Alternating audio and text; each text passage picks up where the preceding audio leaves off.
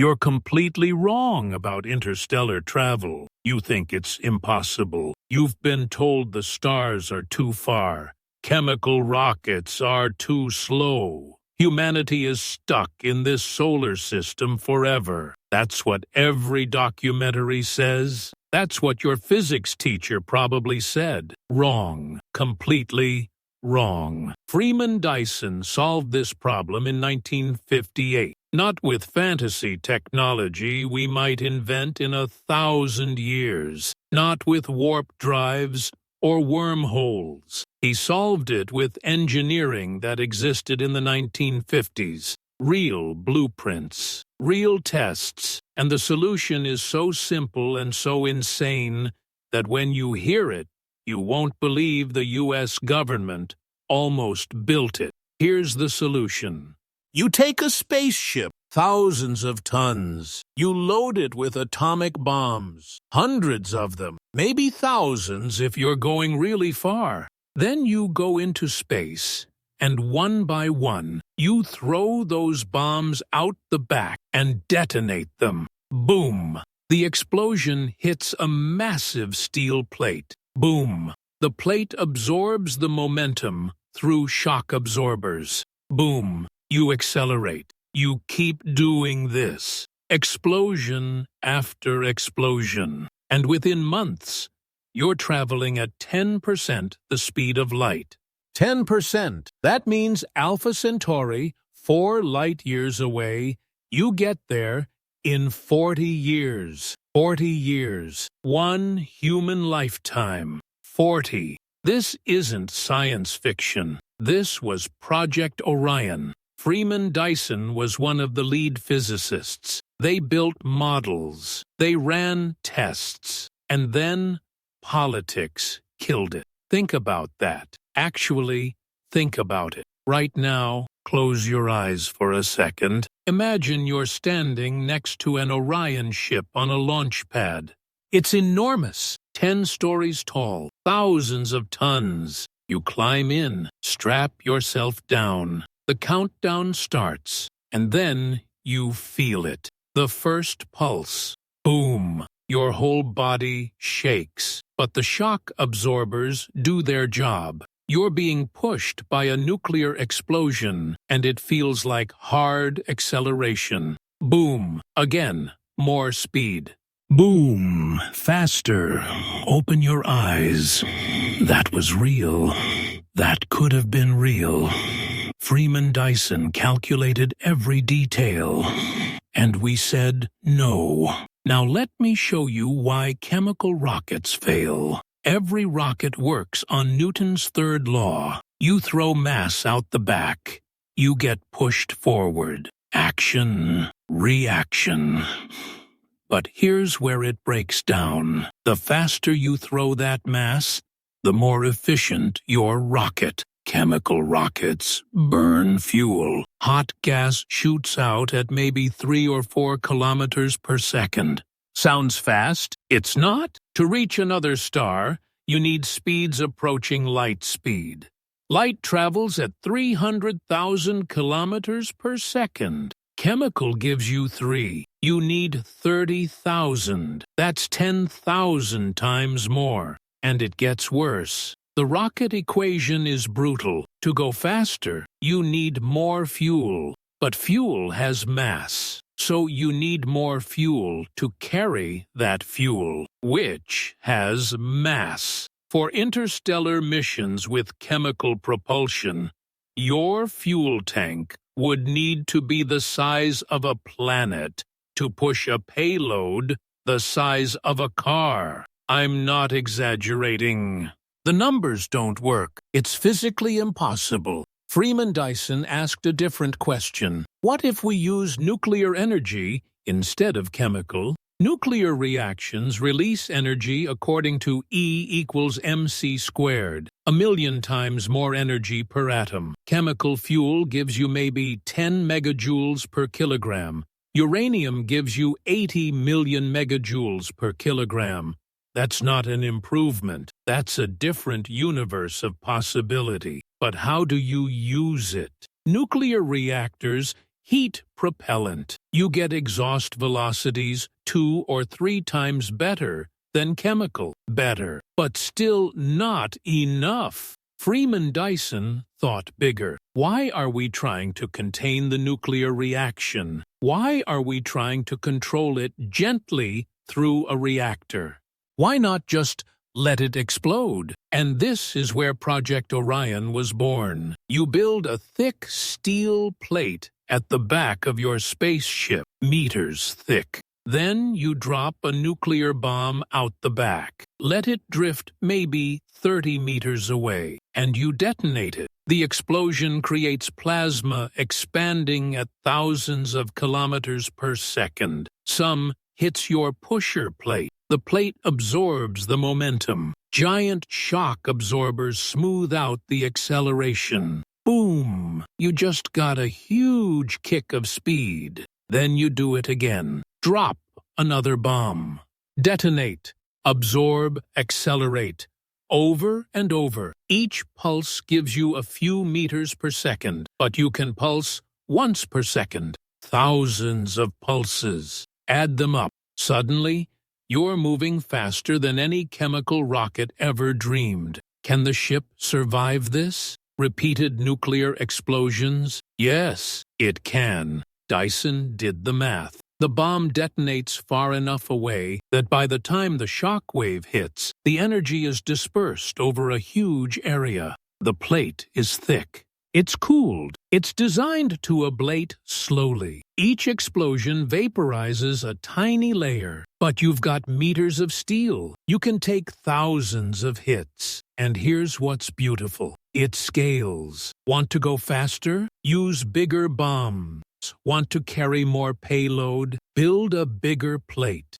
Small Orion ships could carry crews to Mars in weeks. Large Orion ships, the kind Dyson imagined for interstellar missions, they'd be enormous. Thousands of tons, capable of reaching 10% light speed. 10% of light speed is 30,000 kilometers per second.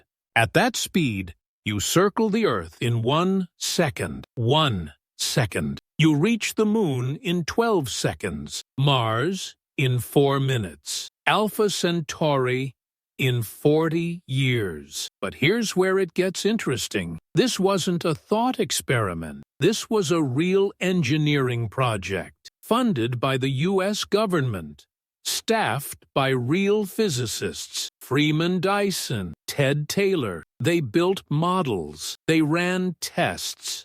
They detonated actual explosives under test vehicles and watched them fly. There's footage of this. Little 1-meter models powered by chemical explosives, scaled to simulate nuclear pulses. And they worked. Stable, controlled, exactly as the math predicted. They proved the concept. Nuclear pulse propulsion wasn't just theoretically possible, it was practically achievable. With 1950s technology. 1950s, not some distant future. With steel and uranium and engineering we already possessed. They designed everything: the pusher plate, the shock absorbers, the bomb ejection system, the crew compartments with radiation shielding. This wasn't vaporware, this was engineering. And here's the crazy part. They estimated costs. A large Orion ship capable of carrying a crew to Mars? About the same cost as a major naval vessel. Expensive, sure, but not insane. Real money for a real capability. The United States could have built an Orion ship, could have sent humans to Mars by 1970. Could have, but didn't. Why not? Here's what they don't tell you. Politics.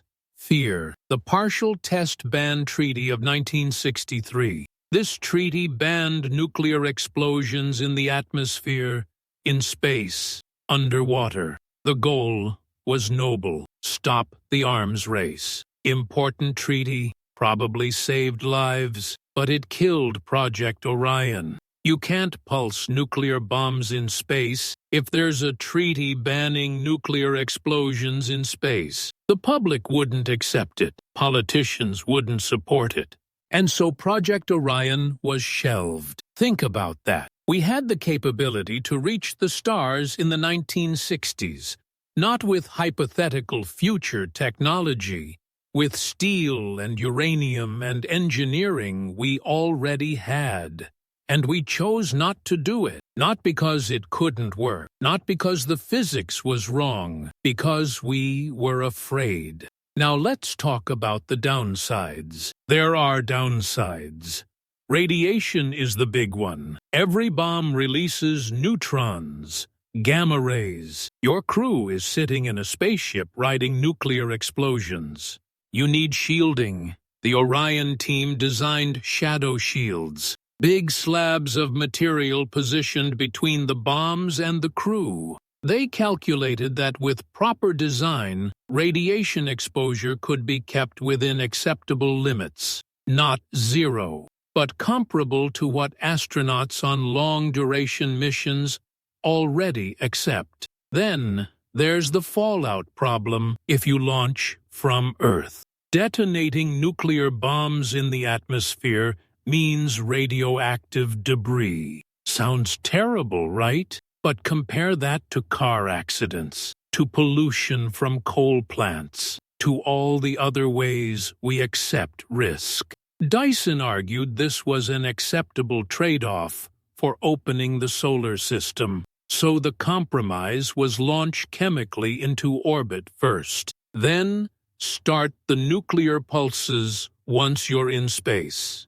No atmospheric fallout, no ground contamination. This made Orion more expensive, but it solved the political problem, at least in theory. Now, let's talk about missions. The baseline Orion from the late 50s was sized for Mars, about 4,000 tons total mass. You'd carry a crew of 8 to 12. The flight plan was straightforward. Launch to orbit. Ignite the pulse drive. Accelerate for a few days. Coast for a few weeks. Decelerate. Arrive at Mars. Total mission time, 3 to 4 months. Compare that to current Mars mission plans. 6 to 9 months one way with chemical rockets. Orion cuts that in half, maybe more. But Freeman Dyson didn't stop at Mars. He looked at the interstellar case. What would it take to reach Alpha Centauri? He calculated you'd need a much larger ship, maybe 400,000 tons, mostly bombs. You'd accelerate for years, pulsing constantly, building up to 10% of light speed. Then you coast for 35 years. Then you flip and decelerate. Total trip time? About 40 to 50 years. 40 years. That's a human lifetime. You could send a crew in their 20s. They'd arrive in their 60s. It's not a generation ship. It's a lifetime commitment. But it's achievable. Think about what this means. In the 1960s, humanity had the capability to send a mission to another star system. We didn't need to wait for fusion drives. We didn't need antimatter engines. We just needed the will to build a big enough Orion.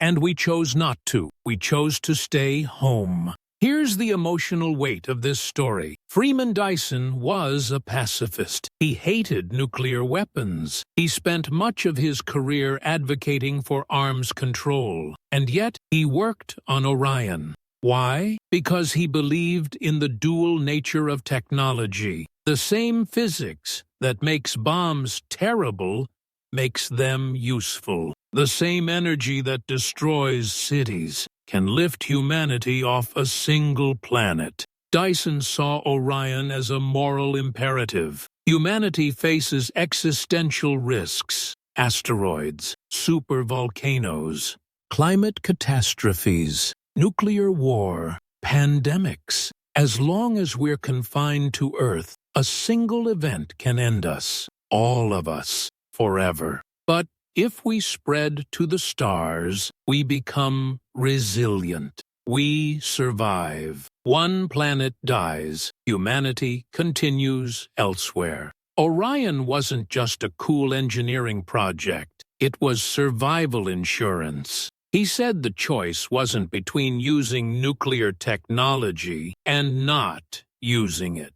We already built the bombs, tens of thousands of them. The choice was between letting them sit in silos, waiting to kill millions, or using them to save billions. Convert swords to plowshares, or in this case, convert warheads to starships. There's a tragic irony here. The Cold War built tens of thousands of nuclear weapons, more than enough to destroy civilization several times over. If just a fraction had been repurposed for Orion, we'd have bases on Mars by now. We'd have probes en route to other stars. Instead, we spent trillions on arsenals that we pray we'll never use. And the kicker? When the Cold War ended, both sides started decommissioning weapons. They didn't convert them. They disassembled them, buried the uranium. We had the material. We had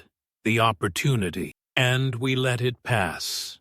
But here's the thing, it's not too late. The physics hasn't changed. The engineering is better now than it was in the 60s. We could build a modern Orion right now, a Mars mission in months, an asteroid redirect mission, a Saturn mission carrying probes to every moon, interstellar precursors reaching 1/10 of light speed. All we need is the will, the decision, the courage to say yes to something bold. Now, there are alternatives. People propose ion drives, solar sails, fusion rockets, antimatter engines. All interesting, all worth researching. But here's the reality check. Ion drives are efficient, but extremely low thrust. You'd need years of acceleration.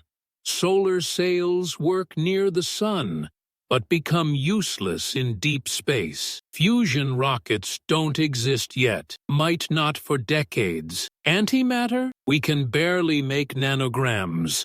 It's centuries away. Meanwhile, Orion exists. The math is done. The tests were run. The blueprints are drawn. It's shovel-ready. We don't need to wait for a breakthrough. We just need to commit. Freeman Dyson believed this until he died in 2020. He never stopped advocating for Orion. He refined the calculations. He wrote papers. He gave talks. He wanted humanity to become an interplanetary species and eventually interstellar. And he showed us the way. So why don't we do it? Fear, bureaucracy, politics. Nuclear is a scary word. People hear nuclear propulsion and think Chernobyl in space. They think bombs raining down. They don't think about the carefully controlled system that Orion actually is. And there's institutional inertia. NASA has invested decades in chemical rocketry. The infrastructure exists, the expertise exists. Switching to something radically different requires vision, requires leadership, requires someone at the top to say, "We're doing this. Build it." But imagine if we did. Picture the announcement. We're building an Orion ship. We're going to Mars in 3 months. Then Saturn. Then sending an interstellar probe. The world would watch. Kids would dream of being astronauts again. Humanity would have a frontier, a goal, something bigger than ourselves.